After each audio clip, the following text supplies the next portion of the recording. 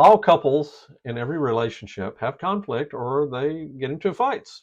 And when that happens, you want to make sure you're in a place where you're ready to do a quick repair. So, what is a repair?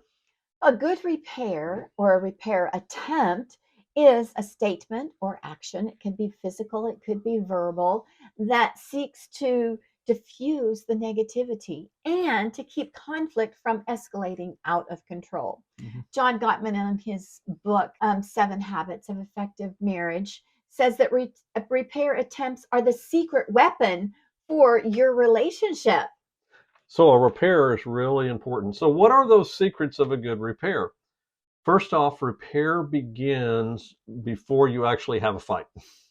You want to get to a place of knowing what it is with your partner, what it is that makes them feel like you're connecting with them. And everybody does it different. We're different people, we have different ways of doing it. But if you don't discuss what that is, you'll never know. And a lot of couples get into a thing where they presume what the other person wants or their way of being connected. And, they may bring flowers, but then flowers aren't what makes it work. And their partner doesn't like it and they get all frustrated. And it's because they haven't discussed it and they don't know what that is. For example, some people are pretty physical. They would just like a hug. Mm-hmm. And that is what a repair is for them. Other people, physical touch after a conflict is like pouring gasoline on the fire. It doesn't really work. Mm-hmm. And knowing that is key.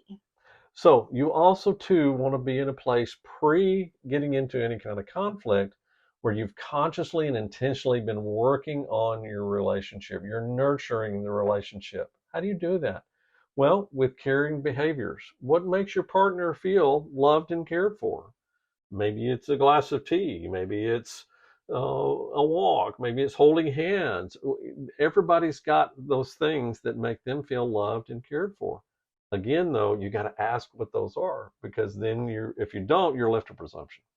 So before you have a conflict, you want to have this environment of nurture Mm-hmm. between you, like a place where you like to hang out and you like to be, and you can feel like you've got each other's backs. That's really going to work to your advantage because Mm-hmm. then when you have a conflict, then it's easy to make a repair. If you're distant or critical or Mm. rude all the time, then you're going to bring somebody flowers after an argument and they're going to be like, they're not going to take you seriously. They're going to It's throw them back at just not going to work. you. So it really, to be effective, it needs to be a lifestyle. That's right. And part of that lifestyle too is appreciations. You want to make sure that to nurture that the space in your relationship, that you're telling each other, "Hey, thank you for unloading the dishwasher for me this morning," which she actually did, and I really appreciated. Or whatever it might be. It doesn't have to be these big things. It could be little things. But if you're doing that on a repetitive basis, it nurtures and makes everything feel like it's different. So what happened when these inevitable storms happen and you have a conflict and something goes on? What do you do? One of the things is to know that it's both of your responsibility Mm-hmm. to engage in the repair. If one of you is constantly saying, "Oh, I'm sorry," and apologizing and things like that, that creates an imbalance. It normally is both of you when there's a really big issue. Sometimes it's one starts with one and then the other one feels a little bit, frustrated. So then it comes back, and that's when the stacking happens. So Mm. owning it, owning your part is so key. Being able to listen to what your partner has to say about how they're feeling and owning your own part as well. And if you've been nurturing the relationship like we were talking about before, then it makes that easier to own your own stuff. So that really changes things. And if tensions are really high and you've got the cortisol and the adrenaline rolling Mm-hmm. through your body and you're in your reactive mind, sometimes you do need to take a cooling off period. If you do, then go ahead and say, "Oh, let me take a break and I'll come back in an hour Mm-hmm. or 30 minutes, or let's just get something to eat." Mm-hmm. It really doesn't need to be addressed at that time. But be careful. You don't want to go away into your corner and then just rehearse and rehash what happens and build up. I'm going to And start all over again. yes, then you come back and ready to go at it again. But open your mind to how you contributed to the problem, as well as resourcing yourself through exercise, eating, Mhm. resting, whatever that you might need. Mhm. Then, when you come back, um, speak from your experience. Mhm. You want to use I language. It's really important because if you come back with guns blazing, going, "You did this and you did that, and you're the biggest jerk on the planet," or whatever.